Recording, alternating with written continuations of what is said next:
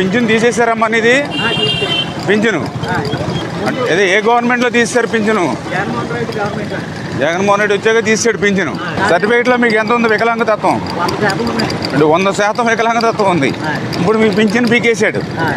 ఎందుకు తీసాడంట? యూనిట్లో current bill దాటిందని తీశారు. మీది ఇప్పుడు మీ ఇంట్లో మీ అమ్మది కూడా రావట్లేదా? ఇద్దరికి పింఛను రావట్లా. నీలాంటి పాపం నడవలేని వాళ్ళకి పేదవాళ్ళు. మీది తెల్ల రేషన్ కార్డేనా? తెల్ల రేషన్ కార్డు అయినా సరే పింఛను తీసేశారు. మీరు తీసాడు, మీ అమ్మగారు తీసారు. ఎప్పటి నుంచి వస్తుంది మీకు పింఛను? కిరణ్ కుమార్ రెడ్డి నుంచి. ఈ జగన్మోహన్ రెడ్డి వచ్చాక పీకేశాడు. మరి నీలాంటి పేదవాళ్ళ మీద, దివ్యాంగుల మీద మరి జగన్మోహన్ రెడ్డికి కనీసం కనికరం లేదు.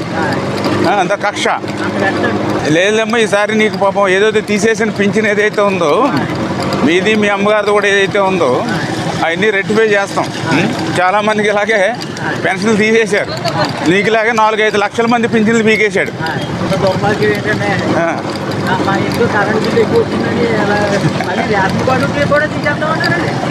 మరి ఇవన్నీ కూడా కరెక్ట్ చేద్దాం అమ్మా, కరెక్ట్ చేద్దాం. నీకు న్యాయం జరిగేలాగా చేద్దాం. మీకు మళ్ళీ మీ అమ్మగారికి పింఛన్ ఇచ్చే విధంగా మనం కూడా కృషి చేద్దాం ఖచ్చితంగా. నీలాంటి వాళ్ళందరి కోసమే మేము పనిచేస్తాం ప్రభుత్వం. నీకు న్యాయం జరగాలి. నీకు ఎప్పుడు పర్లేదు, అండగా ఉంటాం నీకు.